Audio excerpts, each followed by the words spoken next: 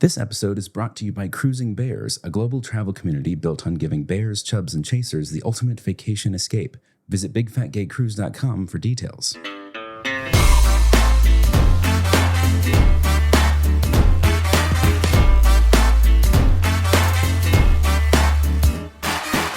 Hello and welcome to the Big Fat Gay Podcast, where we talk about the things that are weighing on our minds. I'm Dan Oliverio, author, public speaker, and chubby chaser. And today I am trying to corral a herd of flying monkeys as this week heats up into an exciting and tumultuous event fest. And that's all I have to say on that subject. Yes.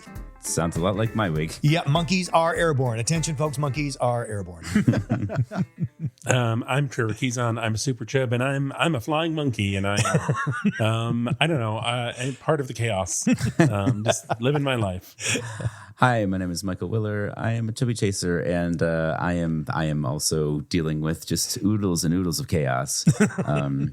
My monkeys, they don't have wings; they're on broomsticks, and they're falling off of them repeatedly. So. Oh God! It's just chaos. It's pure chaos. Yeah. I feel like this is chaos I would enjoy watching, though. Hey, my name's Don. I'm a big chubby guy living here in sunny Hollywood, and today I am not a flying monkey. I am just a banana bomb chucker hanging out in the background. I am a well-practiced banana lobber, and I am here for it. Thanks, of course, to all our listeners and our Patreons. Our new partner is, of course, Cruising Bears. They're getting ready for their bigger cruise, Alaska, which sails June 27th through July 4th. You can get details at bigfatgaycruise.com. Remember also, you can get 15% off your bearskin order using our promo code BigFatGayPod. And you can get a wonderful mattress using our affiliate link for Big Fig Mattress. If you go through our site, we get a little kickback. You get a big mattress. And just to remind you, we have to keep in contact with people. We have our Discord. We have our newsletter. If you want to know how to get those things, go to our website, bigfatgaypod.com. So the big news, though, is we are going on a little hiatus, but do not despair. We are going to keep your ears warm with some reruns of our greatest hits from past episodes, some of our very favorites, and those will be making an appearance throughout May. And we're recording little bespoke intros for each of those episodes. We've sort of hand-selected our favorites. We'll do a little intro for the episode, and this is leading up to the release of our new listener guide, since we have a lot of new listeners that we talk to that are like, oh yeah, I'm trying to catch up. I'm going to start it at episode 1. And it's like, you poor souls. We of course appreciate we appreciate it, but also you don't necessarily have to do that. And so we figure we might make it a little easier for people and select the best of the best, and you can kind of go straight to those if you want. So if you want to go back to those halcyon days of yesteryear, who can blame you? The summer days. Just to remind folks, do you realize we started this podcast before pandemic? God. Like a couple months before COVID began. Yeah. I would also say, if you're a longtime listener and you have very strong feelings about an episode that should maybe be included in like fan favorites, or just like an episode that particularly resonated with you, let us know. bigfatgaypod@gmail.com. Submit something through the website. You Discord. You can also message us through socials, but email or Discord is better. And that said, pop culture, take us away, Trevor.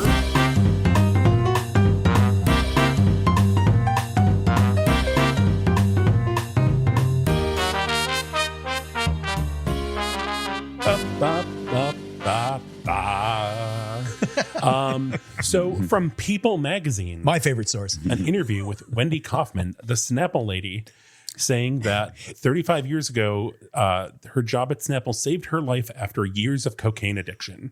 I love the Snapple Lady. Yes. I remember Wendy the Snapple Lady. This is way back in the 90s, folks. Yes. is this a new reveal? I never knew this about her. I didn't either. No. Okay. But tell us, Trevor. So this is an exclusive. An exclusive new interview with Wendy Kaufman, who people born before 2000 would know as Wendy the Snapple Lady, who was featured in Snapple commercials when Snapple was just kind of dominating America. And so this is an interview of her talking about just kind of like her college years, trying to find her place in the world, and then on her graduation night, trying cocaine, even though she had this sense of like, I feel like if I try cocaine, I'm going to get addicted to cocaine. Yeah. Oh, I thought it was she tried cocaine and she's like, oh, yes, I love this nug. Well, and then And then 10 years. So this is in the heart of that was the peak of cocaine use in the United States, 1980 to 1990. But then how kind of she got this job at Snapple through a family friend and was very hesitant to go into the beverage industry and was talking about like being a woman in the beverage industry. Because she said it was boring and sexist. Yeah. Yes. And that her boss was like, well, what do you want to do? And so she kind of went into PR because there were all these people reaching out to Snapple and like kind of created this PR department, which then evolved into these amazing Snapple commercials. Yeah. So I had not seen, I was not watching TV when I was a kid, so I hadn't seen any of these, but there's a link you can click through if you go to our website of a bunch of these commercials kind of aggregated on YouTube, and you can see some of them. And the bit is that she, the Snapple Lady, is sitting behind her big, desk, and she picks up a letter from somebody who's written into Snapple with something kind of interesting or quirky, and sort of reads it, and then they send a crew to go film something with those people, whatever it happens to be about. And it looks like a gimmick, but given how she's talked about it and kind of explaining that she saw that people were writing into Snapple and said we should do something with this, it seems like those are actually legit letters. Yeah, it's also worth it looks like a gimmick. About. It looks like a gimmick, but what it actually is Americans on television. Yeah. But what's worth mentioning is like this was sort of viral. This was viral YouTube programming on commercial television back in the day. So popular, right? Like so popular. So if you wanted a quick example of what one of these is, here's a little clip. Hi from Snapple. We got a letter here from Dirk MacGyver. Your iced tea is the best I have ever tasted. I am not lying when I say this. We'll see about that. I've been a polygraph examiner for 10 years. So they're hooking up to a lie detector machine. Do you intend to lie to me today about Snapple? No. Did you tell the truth in your letter? Yes. So Is Snapple intense. the best iced tea you ever had? Yes. Well, Dirk, I guess you really do like Snapple iced tea. Made from the best stuff on earth. That's hysterical. Oh, how can you not love that? And I guess We'll see about that. it's hard to really kind of convey to people nowadays like how ever present the Snapple Lady was on television back then. for context, Snapple Lady is fat. So having a fat woman as a spokesperson for a product on TV in commercials that she created the idea for. Especially a food product. I wanna point Yes. that very out. true. Yeah. Although, so I hadn't seen these commercials in a while, and They do frame her. the way it's framed, I feel like they do try to not show her body. You really just see but her it also shoulders is and kind her of head. yeah. But she has a fat face, and I feel like it's also like kind of, it does make me think of like those reception desks where they are kind of sunken. So I don't think it is. I'm sure it was probably part of it just because it was the 90s and she was a fat woman and like the Well, world. I think it's the illusion that you're coming up to the desk. Yes. And I can also vouch that like it was not a secret that she was fat in the 90s. Yeah. Like No, you people can were tell talking even just about seeing her it. face. Yeah. And she goes on to talk about how she was on all these TV shows because it was A phenomenon. Like Don said, it was this viral thing of like the Snapple Lady. And she was on Oprah, and she's on Sally Jesse, and she's on all these other talk shows. I think the other thing I really love about it is that her accent, because it is such a distinct American regional accent, which is like, "Hello, I'm talking to you from Snapple." Yeah. Well, we're gonna see about that. Are you really lying? I'm gonna find out. I was hoping that this was going to be like, and here's her memoir, Oh, because that would be an amazing beat. Oh, you would buy have that a Snapple while reading the Snapple Lady's memoir. I have a great memoir title, Snapple Lady, Reading the Tea Leaves. Oh my God. or spilling the tea. Spilling the tea. Spilling is the also tea. good. That works too. Yeah. And with that said, Fat Watch, Eagle, take us away. Fat Watch 2026. So we are traveling all the way across the world to Japan. The South China Sea. So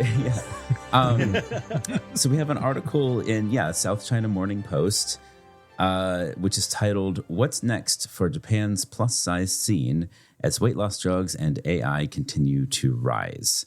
And anyone who's listened to this show long enough knows that this is definitely on our minds as well as apparently theirs. So it's focusing on a sort of broadly on the Japanese body, as they say, body positivity movement, which according to them peaked in the 2010s, in the mid to late 2010s, which I think is probably pretty close to what it was here too, right? Like that seems about. It makes sense. That's when everybody put their bodies away. So why would we want body empowerment after that point?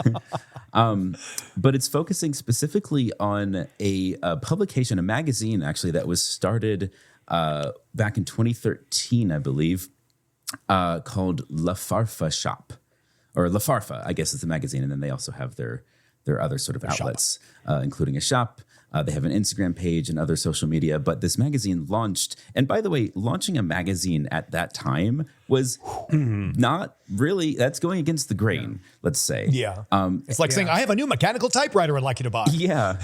But it was so popular that it went almost immediately from quarterly to bi-monthly. And obviously, lots of people in Japan were looking for this kind of publication and interaction that they weren't finding. And to be able to find a magazine that was focused primarily on fashion and saying, like, here's what you have available, here's what you can wear, here's how you can look, really sexy and fun in, these kinds of ways that we're sort of sourcing and showing to you was a big deal, because as they talked to people in the article, like a lot of what you were seeing was like, I could find my size somewhere, but whether or not I wanted to wear that thing was a completely different issue altogether. We have potato sacks up to 10x. Right. Mm-hmm. So it's sort of tracking, the magazine's kind of rise. And then, they have since ended their, I believe last year, 2025, they ended their print magazine, but they still have a strong online presence. And it's focusing on kind of, we have GLP-1s. People feel like they have even more control over, whether or not they choose to be fat at this point. We also have AI able to create convincingly real images for, let's say, advertising for brands. And they're, it's an interesting observation that a more sort of global brand that's just sort of generically advertising to a bunch of regular people, quote unquote, might get a lot of use out of AI models. But in their case, the brands that they're working with and helping to promote might actually gain even more benefit from having real models that people actually get to know, because there's such a tight-knit community within the sort of plus-size fashion world. And that, by contrast to all of the generic sort of homogenized slop models that you might get in other places, you might gain even more appreciation for, which is a hell of a silver lining, I should say. Yeah. I also have a lot of doubts that an AI generated plus size model is going to be in any way accurate to a real plus size body. Oh, yeah. I'm not too worried about someone who wears a 32-32 having a bunch of AI models model to clothes. But when it comes to larger sizes, I don't think AI is competent. It's already kind of here. There is this AI bear account that is like a AI bear model, and I saw people talking about it, and then this guy's it was kind of like the chubby muscular bear tattoo, lots of tattoos model, and then I'm like, oh my god, wait, this is the AI account that people have been talking about, and it is so real that it did this weird thing to my brain where I'm like, I know this isn't real, but maybe I'm wrong, and it is. Welcome. And I had to check with the person that warned me about it to be like, no, this is the AI account. Yeah. I have a lot of concerns about AI models.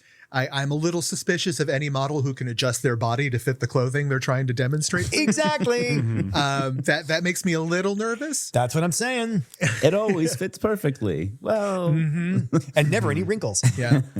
One of the things they touched on in the article that I do have concerns about with AI sort of driving algorithms for clothing and views is a concern that maybe fashion choices may kind of homogenize and just become one perspective for fat bodies as everyone kind of gets driven together in sort of the same direction. Yeah, I think it's already happening. Yeah, a little bit, but it's something to be aware of. Make sure that your fashion is serving your tastes, not the other way around. Yeah, I think that's the ultimate result of AI usage in terms of I hate that this is such a stupid, like, necessary thing, but we're talking about generative AI, right? We're talking about AI that is generating content. There are technically valid uses of AI as a tool set if there were also a way to make sure that the power usage of AI were also ethical, which it's not. So, like, whatever. This is just a rabbit hole to go down. Huge conversation. But the point is that generative AI generates homogeneous results. That's why it's called slop. It's just kind of the best average of a bunch of crap that you don't even know what it's referencing because it's not showing its work. You're just seeing a result that is kind of like, I guess that kind of approximates the thing that I was expecting to see.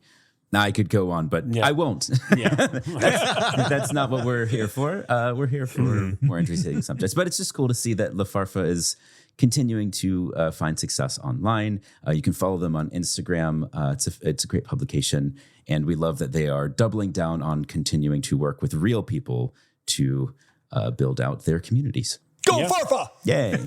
So recently, SNL put out a sketch that made us think about an old topic that we've touched on many times in the past. We may have even done an entire episode in the past, but we are revisiting the topic because it's back in the news. Yes. So SNL's CPAP commercial featuring Jack Black went a little something like this.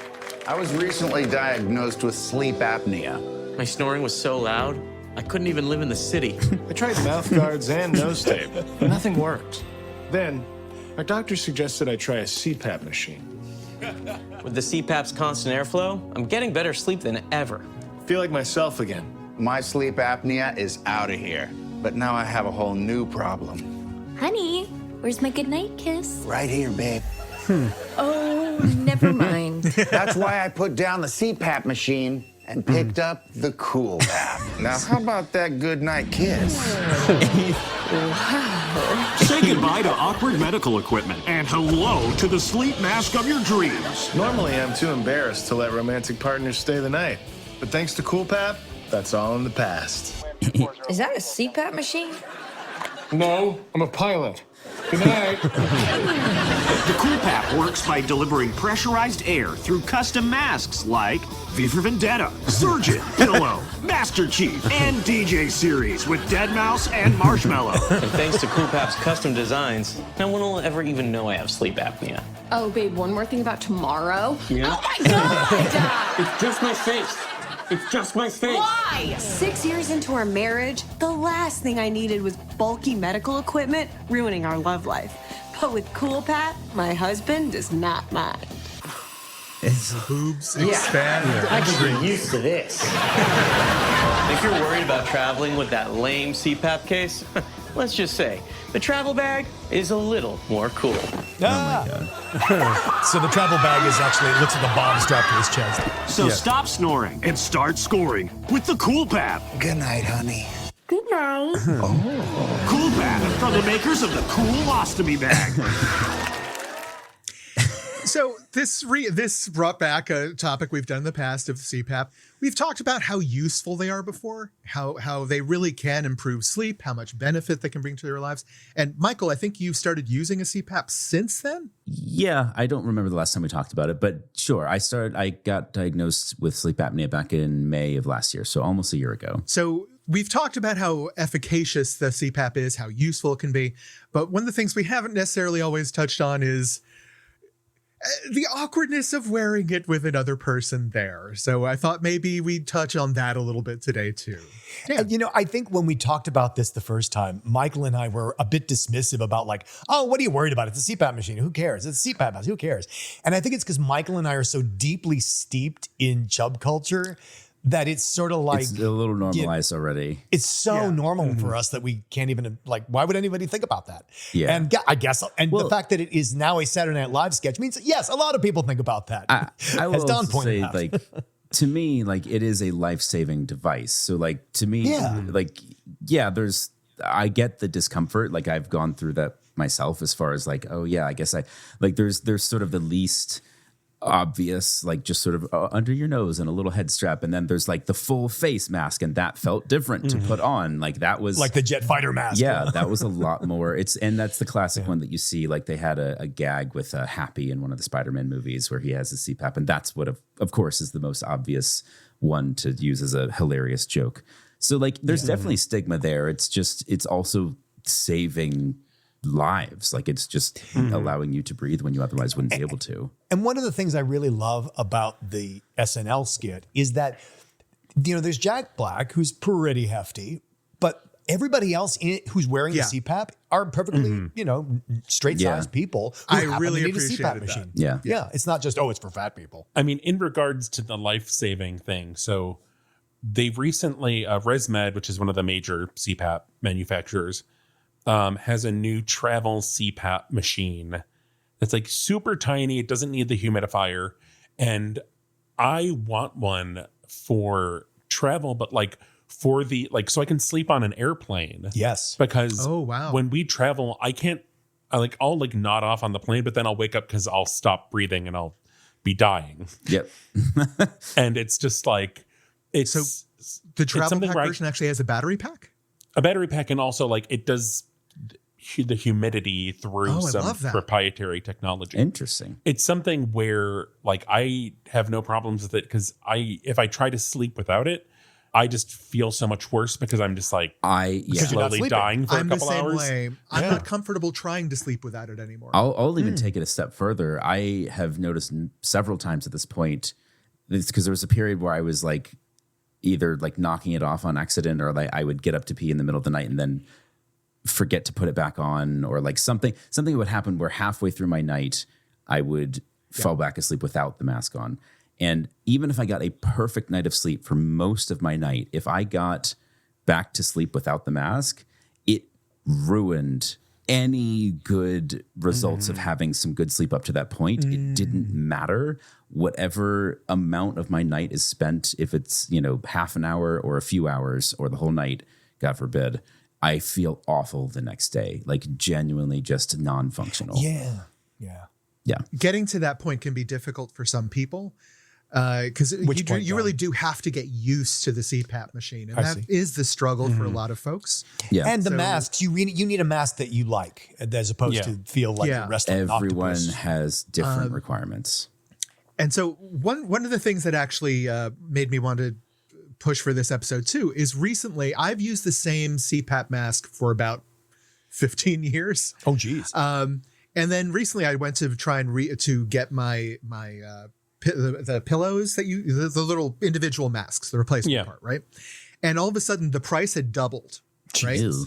And so I was starting to just think like, okay, so I took a stab in the dark. I bought a new mask frame that used a new mask pillow, and the mask frames available have changed a lot in the past 15 years. So probably I want to encourage some of the long-term CPAP users out there, take a look and see what's out there because you may have new options. So the one I'm using now, it's much less restrictive on my head, but keeps the mask firmly in place in a way that the last one did as well. It has magnetic clip-ons that makes the entire thing so easy to take on and off. There's no struggling with hooks or any of that stuff when you're half asleep or trying to get to sleep. I love this new mask. So for those long-term users out there who have just settled in and gotten used to what you've had, be open-minded. Go out and look again. There's new stuff. Which mask is it? It's a ResMed mask. I'd have to go look it up. Because I love the AirFit P10, but I think they came out with like the P11, which I feel like it's kind of like with a new iPhone where I'm like, this seems over-designed. They were breaking down all of the different things that are supposed to make it better. And I'm very, it could actually be better, but I'm very dubious. And I hated every I love how this just turned into a tech show. Well, no, because it really is like that because there's so many different masks and they all have different seals and different people need different levels of it. Like I probably should have one where it's the nasal cushion that kind of like goes under my nose that also then goes to the mouth. Oh, yeah. I'm pretty sure the one I'm using now is the F20, which is I think I was using the F10 until now. So They sound like fighter planes. I love it. Yeah. yeah, but it was worth talking about. That's all No, wanted I to think bring it is. I definitely think it is. I'm curious to talk about the stigma and whether the stigma has changed, how you all feel about that. Is it better? Is it worse? I feel like it's a lot more out in society now, as evidenced by that SNL clip. I can say that judging by the reactions of guys that have slept next to me with the CPAP machine there, when I first started using the CPAP machine, there were a lot of people going like, what the hell, what is that thing next to your bed and what are you going to do to me with it? Right. Yeah. Now everyone knows what it is. Right. And I have on 2 occasions, I was falling asleep next to someone and they basically looked at me and said like, well, aren't you going to put on your mask? Oh. And that is a big deal. Right. I love that.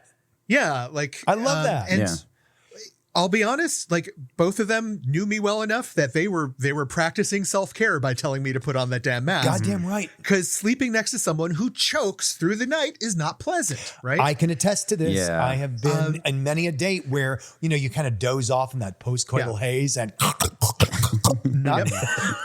So, I am one of those people that I am embarrassed by putting on the mask in front of someone that I don't know that well, right?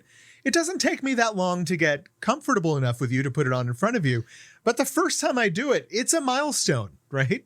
That I am showing a certain degree of trust when I share that moment with you. But can I just say that, here you are, you're in bed, you're naked, you're having sex. He might have just put his dick up your butt, but I don't know if I'm comfortable putting a mask on in front of you.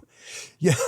It says something that it has that kind of stigma, that kind of power. Yeah. I'm not sure if I'm comfortable going from my most sexual, my most sexy, my most appealing to a moment where I feel like I'm at my least next to someone that I've just established that relationship with, So Don, I don't know if this has ever come up for you in your on Facebook for group suggestions. There is a group called CPAP Bears. Yeah. That is the primary function of it is for bears to share kind of like it's like best sexy practices? selfies with their CPAP machines. Oh, that's lovely. It's best practices, but it's also like, come on, like it's for sharing pictures. Mm-hmm. I'll be honest, things like that and things like this SNL sketch that we just shared makes me feel a little bit more seen, makes me feel a little bit less unique and freakish for wearing this thing, which makes me feel a little bit more open about wearing it in front of other people. I have another one I can throw on the list because this happened before the SNL sketch, but still recently, where at this point, everyone should know Amy Poehler's podcast. Yeah. So, by the way, this SNL skit came out of this Amy Poehler podcast.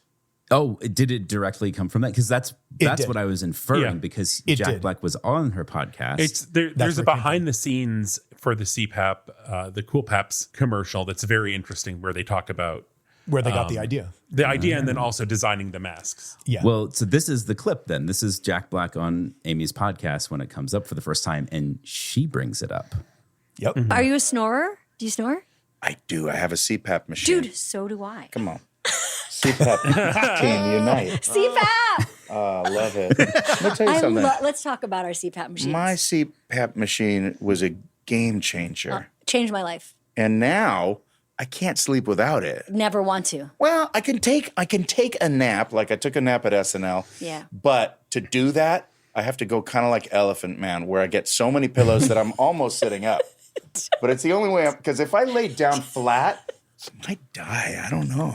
I wake up with like horrible headaches and nightmares. And the driest wake mouth. up before you die, nightmare. I put mine in a movie in Wine Country. I used my CPAP. Oh, nice. Because I wanted to make sure I never got laid again. I mean, some people have the Darth Vader kink. They want that mask. Mask on, mask off. Mask off. Your choice, babe. Your choice, babe. Air coming in, air coming out. Mouth tape? No. Butt tape? Yes. Tape up that butt. Oh my. But just as a side note, her podcast is so fucking good. God. Yeah.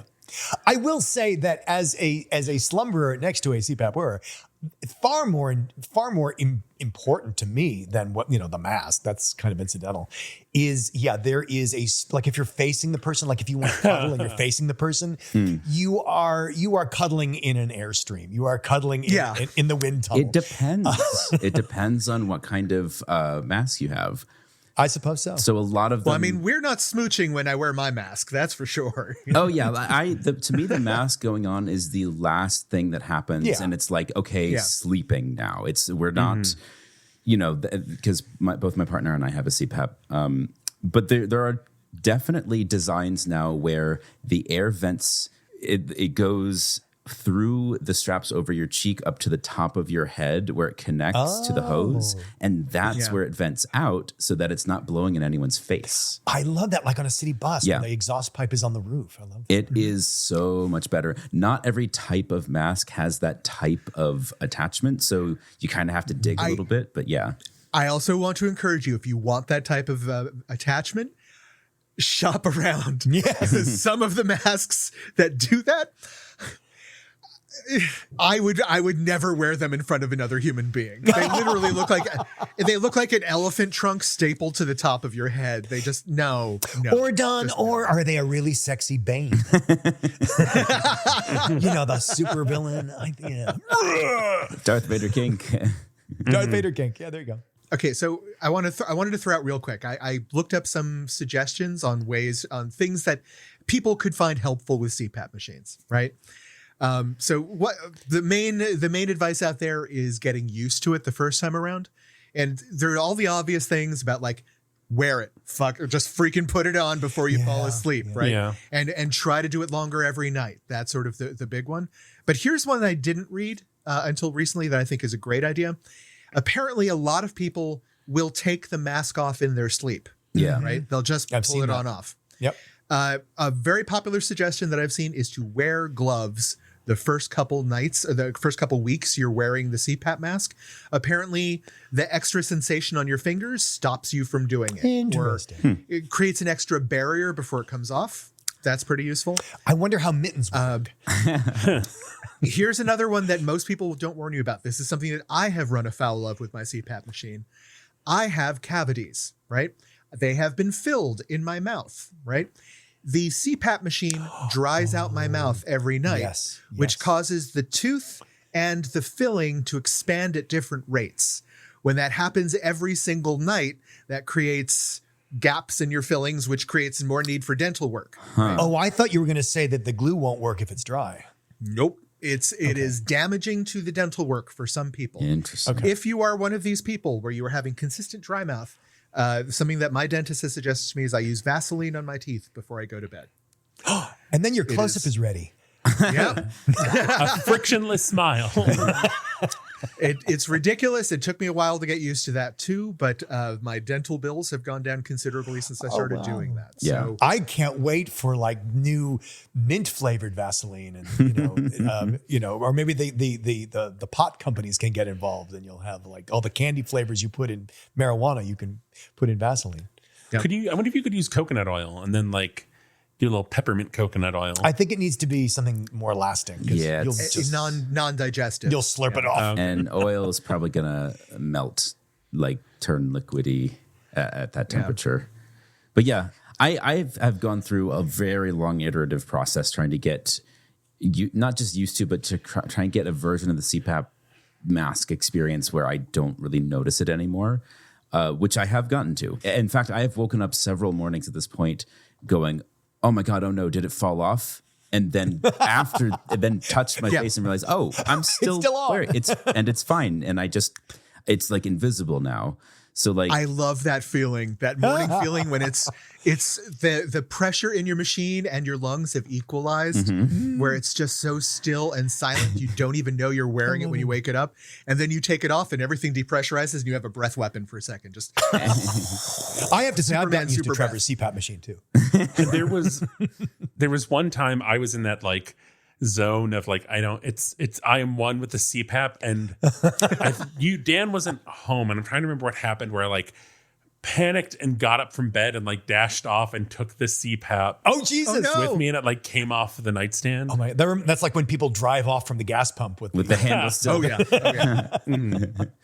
Yeah, my biggest struggle with getting used to the CPAP was that I have even after getting a deviated septum surgery, my left nostril is way more constricted than my right nostril. And so if I have any degree of congestion, it can be really a struggle. And so I have spent the better part of the last year trying to optimize the breathability because I can't do the full face, like the mouth and nose masks. I can't, they just don't, I haven't been able to make that work. So the nose only is the only option. And the cushion that congestion is a problem. Yeah. The cushion that doesn't go sort of in your nose, it just goes under and around your nose. That has proved to be the best one for me, but everybody's different. Yeah. I just spotted something that might help with other people having a similar issue. I don't know for a fact, but on Etsy, they sell these CPAP mask liners that apparently you slip it onto your mask and then like it's made of a looser material that maybe makes the connection stronger. I don't know. But there was a period kind of like really, I think it was kind of like 2020, kind of like peak lockdown where my mask would like, I have the nasal cushions and it would slip down and like go into my mouth and I would have dreams that I was like scuba diving. And then I'd wake up and it would just like, my mask would be all twisted and like, I'm like, I'm like trying to fix it. That was also kind of when I was having I was slapping my tongue Slappy seal in my sleep. There's lots of aquatic themes. Yeah. Well, because of the humidifier, because the moisture, it's like this wet air blasting out. I can't do the humidifier. I don't know what it is about it, but I have such a high level of sensitivity for like the air being harder to move through my nose. That even just the lowest setting on the humidity makes it feel like laborious. I wonder if that also hurts, that the humidity is bad for your congestion too, because I do better. It's supposed to be better for it, but it doesn't help me. It makes it worse. I wonder if it's just so different from Las Vegas air because it's really dry where you live. It is naturally quite dry here, yeah. So maybe it is literally just thick air because even that tiny bit of humidity just makes it sluggish. Yeah. I like to spread my air on a piece of bread. I've also found that, and I can't recommend that anyone do this because this is like, these are pieces of medical equipment that your doctors have to prescribe and set for you. But the doctor that I had set me on a set of settings that stopped working after a while, after about 3 or 4 months. And my events per hour, AHI started going up. And with that, I also started feeling worse and worse. So like, the number is what it is, but if you feel fine, then you feel fine. I didn't feel fine. And so I, against all advising, started messing with the settings myself. And it took a while, but I got to a point where they are just like, perfect. Absolutely perfect. And all of that to say that they may not get it right the first time. And even if they do get it right the first time, it may change over time. Like, it will change over time. Yeah, you've got to be able to keep up with that if at all possible. And I know that for me, literally the difference in this is insane. And maybe it's part of the program of the machine, but you can set a range that it's supposed to keep. And, that range could be anywhere from like between 6 and 15 or 10 and 11, just whatever. And for me, the difference between 8.8 as the bottom floor and 8.6 as the bottom floor. Oh my God. Is the difference between good and not good sleep. Wow. Yeah. Wow. So it can be a tiny difference. So all that to say, like, if you're still getting kind of just okay sleep, there might be a way to get you to perfect sleep. Like, you could keep trying. As far as shame goes, I think the world is getting to be a better place. I think this SNL sketch is proof that knowledge of the CPAP is more widespread than any of us had guessed. And and if a cute, funny, straight-sized woman like Amy Poehler can admit on a podcast that she's wearing a CPAP machine and she's very outspoken so can about it. She's very she brings it up with all kinds of people. And like she said, she has it in a movie. that she was in, Wine Country, which, by the way, I love that movie. It's a great movie. It's super fun. So while our obvious tip for the day is stick with your CPAP machine, give it a try. Trevor, do we have another tip for the day? We do. So this is actually from a listener on Discord. There's a new German, they're calling it a microdrama about body positivity and queerness. It is called Size Does Matter, and it is basically following the love life of two characters, Sammy and Marcus. It is in German, but you can have YouTube do auto-translated captions. But it's worth checking out. You can follow them on YouTube and Instagram to stay up to date. The episodes drop weekly. Yeah, and what's great about it is it's a love story between a very fit man and a very chubby man, and they sort of lock eyes, and it's sort of what they both go through, adjusting to the other's quirks, both in terms of body positivity, but they get to sort of examine what's going on in their lives and the assumptions they make about bodies and things like that. Yeah. Nice. There's 7 episodes out right now. I think there'll probably be 8 by the time this episode drops, so check it out. Hell yeah. So for our bit this week, I thought we would just take a page out of SNL's sketchbook. What sort of novelty CPAP mask would you come up with to market to the greater world, right? It doesn't have to be functional. It can be. Mine is not. I'll just lead off. Yeah. If that. So these are pitches for CPAP masks. A CPAP novelty device of some sort. Mask, exactly. if possible. Mine is a mask. I've come up with the famous CPAP novelty item is the face hugger, right? From Alien. Yeah. They have the sort of a latex face hugger that fits over the mask and then wraps around your head with little nails. It's great. It's the antithesis of that cool pap commercial. But when I saw that, I wanted it. But it turns out that's literally the only kind of mass-produced joke mask out there. I came up with the Marilyn Monroe's. Oh my! Right? What is that? Okay, so it's a little mask, right? That it has a little Marilyn Monroe in the famous air vent pose, where she's got the white dress, she's holding her hands down in front of her crotch, so that every time you exhale, the little dress goes fluttering up, and the hands keep it pressed down. That's funny. One, it makes a genius photographic opportunity, right? It's going to look amazing. And 2, it's a built-in cat toy. So, oh my God, your cats would go nuts. Yes, that's what you want on your face. On your face, yeah. Of course. Swatting. Because that's going to cause enormous views on your YouTube channel when people watch videos of your cat attacking your nose. That's funny. I have one. Yeah, go for it. So, this is, I don't know, this is rather pedestrian, but I thought, a horse head with a horn. So like a unicorn CPAP machine. So, it looks like you're sleeping next to a unicorn. Because for me, it's all about what does it look like for the people sleeping next to you. Sure. And so, you wake up in bed with a unicorn. So is it just the horn, or is it going to be like The Godfather with a unicorn? No. I mean, unless you add blood, unicorn. Unless you add blood, I don't think you'd get that. And plus, you wouldn't have to rip back the sheets to see. No, it would be very, very much. I don't know. There's got to be a brony out there who's really in love with this idea. I give it 5 minutes before the horn is replaced with a marital aid. Oh my God. Oh dear. 5 No, minutes. Don. The horn is the marital aid.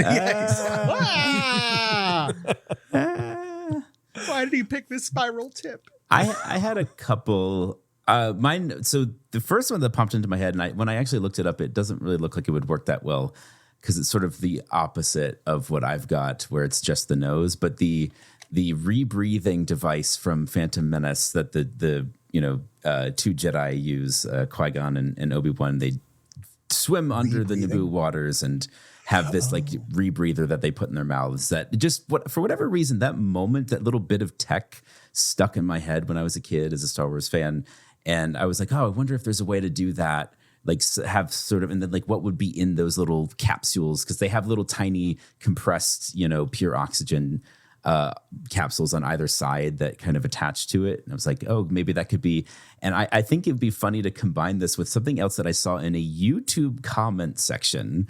Okay. Where somebody said there is a hole in the back of certain CPAP machine models, in the slot where you would put the filter, if you take the filter out, there's a little hole there, and it is apparently the perfect size to accommodate the sort of chapstick-shaped Vicks Vapo Rub inhalant.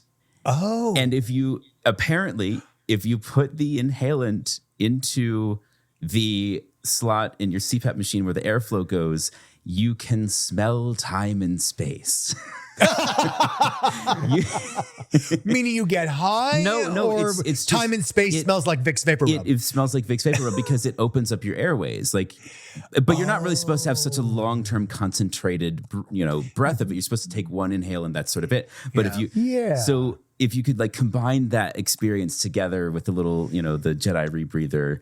You are one step away from poppers. Yeah, pretty much.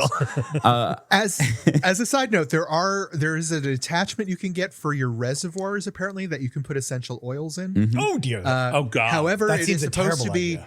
incredibly bad for the machine and for you. So I don't wouldn't do it. that personally. It's hell on the machine, but it's even worse for your lungs. Just breathing oil all night. Oh my God. No. It's not just oil. It's supposed to be It doesn't puts matter. a drop in every bad. hour or something. Oh, I'm not saying it's a good thing. I'm just saying it exists. Exists, yeah. I did try this. On my model, one of them I have two because what did you try? The Vicks Vapor Rub sort of insert hack. Okay. It's not meant for that. It's just a hack. I have a ResMed 10. It does not have that. Or no, I have a ResMed 11. That does not have the insert. It doesn't work that way. And then the 10 does, but it blocks too much of the airflow, so you can't just leave it there.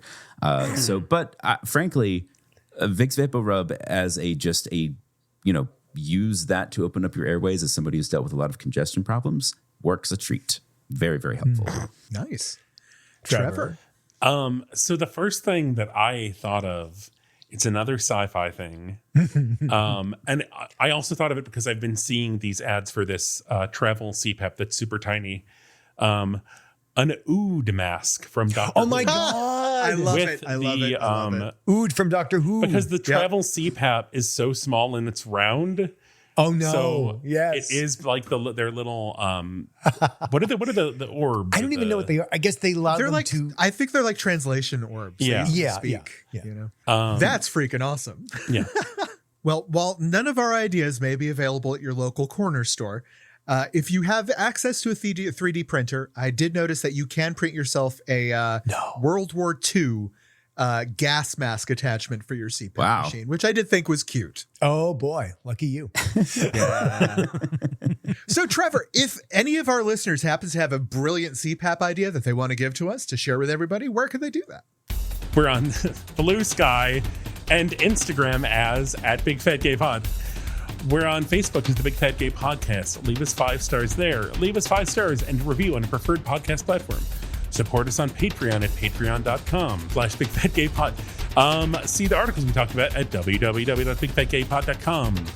Baby, maybe you're listening, you have your CPAP in, and you're drifting, you're cruising, but you're about to have a CPAP blowout, baby. So watch out. Breathe deep, everybody.